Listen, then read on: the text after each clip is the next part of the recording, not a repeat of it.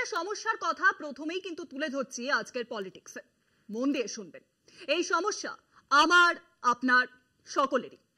আপনারা তো জানেন বিহারে ইলেকশন কমিশন যেভাবে ভোটার তালিকা তৈরি করছে তাতে অসংখ্য ভোটারের বাদ পড়ার সম্ভাবনা তৈরি হয়েছে। কমিশনের সেই নিয়ম অনুযায়ী Aadhaar card, voter card, ID card কোনোটাই কিন্তু নাগরিকত্বের প্রমাণ হিসেবে ধরা হবে না। কোন প্রমাণ লাগবে, কোন প্রমাণ লাগবে, কি বলছে কমিশন? বলছে বার্থ সার্টিফিকেট লাগবে। কিন্তু গরিব মানুষ, বিশেষ করে বয়স্ক যারা, কোথায় পাবেন তারা বার্থ সার্টিফিকেট?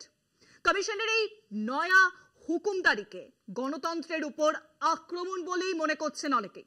আর এই নিয়ে মামলা হয়েছে পরপর। তৃণমূল সাংসদ মহুয়া মৈত্র মামলা দায়ের করেছেন কমিশনের এই সিদ্ধান্তের বিরুদ্ধে। সমস্যাটা কোথায়? নাগরিক বলে কাদেরকে চিহ্নিত করতে চাইছে সরকার?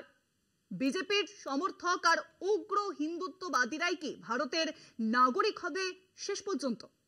বাকি সবাই কি বাদ? এই সন্দেহ আরো বেড়ে ওঠে যখন দেখা যায় পশ্চিমবঙ্গের বাসিন্দাকে এনআরসি নোটিশ পাঠাচ্ছে অসমের ফরেনার্স ট্রাইব্যুনাল। হ্যাঁ, ঠিকই শুনছেন।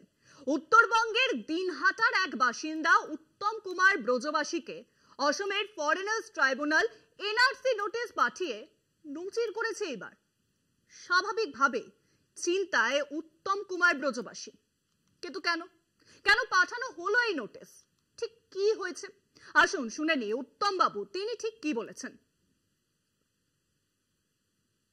জানুয়ারিতে আমার বাড়িতে এনআরসির কাগজ আসলো, তারপরে আমি লোকের কাছে ডেকে তারপর বললো এনআরসির কাগজ। কোথার থেকে এসেছে কাগজটা?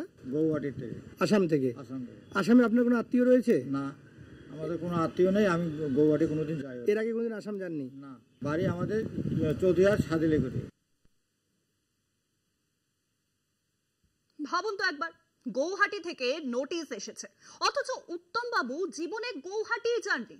গত 50 বছর ধরে তিনি দিনহাটারই বাসিন্দা। আর এই ঘটনায় মোদী সরকারের বিরুদ্ধে সরাসরি ষড়যন্ত্রের অভিযোগ তুলেছেন মুখ্যমন্ত্রী মমতা বন্দ্যোপাধ্যায়। মোদী সরকারের সমালোচনায় সরব হয়েছেন তিনি।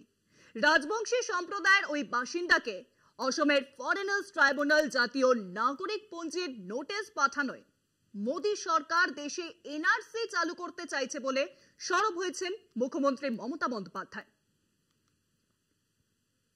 মুখ্যমন্ত্রী মমতা বন্দ্যোপাধ্যায় তিনি লিখেছেন, মঙ্গলবার এক্স হ্যান্ডেলে একটি পোস্ট করেছেন।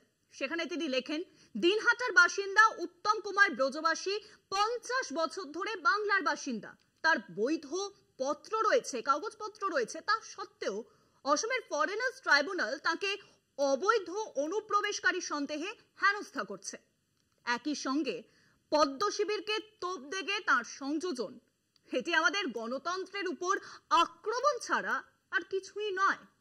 কড়া হুঁশিয়ারি দিয়ে মুখ্যমন্ত্রী জানিয়েছেন, দেশের সাংবিধানিক কাঠামোকে ধ্বংস করা হলে বাংলা চুপ করে থাকবে না।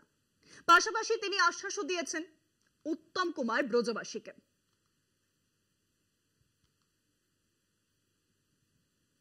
বিষয়টা নিয়ে মুখ্যমন্ত্রী হস্তক্ষেপ করেছে, এখন কতটা আশ্বস্ত রয়েছেন? এখন আমি একটু সুস্থ আছি, মানে নিশ্চিন্ত হতে পারছে যে এবার কোনো ব্যবস্থা হবে? আপনি কি জানেন যে সে মুখ্যমন্ত্রী হস্তক্ষেপ করেছে? আজকে বিডিও অফিসে এসেছেন, কি জন্য? ডিওমের দেখা করতে, ডিওম ডাকছে, ওই দিন আসছে। আচ্ছা, আপনার এসটি সার্টিফিকেট সব আছে? এসটি সার্টিফিকেট করে দিচ্ছে। আজকে করে দিচ্ছে? আজকে কেন, এতদিন কেন দেয়নি? এতদিন ওনাকে বলছি, এখন হবে না, বাপচর ঠাকুরদা 14 বছরের কাগজ দেখাইতে হবে। আজকে কোনো কাগজ লাগছে না? কাগজ লাগছে, আজকে নিজের থেকে হয়ে যাচ্ছে। কে করতেছে? ভিডিও করতেছে? ভিডিও করতেছে। আচ্ছা আচ্ছা দাদা, আপনার বাবা ঠাকুরদা যারা রয়েছেন কোনোদিন আসামে যাননি? বাংলাদেশ থেকে তারা কি এসেছেন? না, এখানকারই বাসিন্দা। আপনি কখনো কি কোনো আসামে গিয়েছেন? না দাদা, কোনোদিন যাইনি। কোনোদিন আসামে যাননি? আমি আসাম দেখিই নেই এখন। আচ্ছা, মানে আজকে এখন আপনাকে এসসি সার্টিফিকেট বানিয়ে দিচ্ছে? আচ্ছা, সেটা কে, মানে ভিডিও বানিয়ে দিচ্ছে? কখন দেবে সার্টিফিকেটটা? ওখানে কাজ করতেছে ছেলেটা। আচ্ছা, সার্টিফিকেটে কাজ চলতেছে। এই ঘটনার পরেই সার্টিফিকেট? ভিডিও কি বললো? ভিডিও বললো যে এর আগে তো একদিন কমপ্লেন করছিলেন, আমি একটু মানে অসুবিধায় ছিলাম, এখন কাজটা আমাদের চালু করবো। তারপরে মুখ্যমন্ত্রীর হস্তক্ষেপে আপনি অনেকটা আশ্বস্ত রয়েছেন।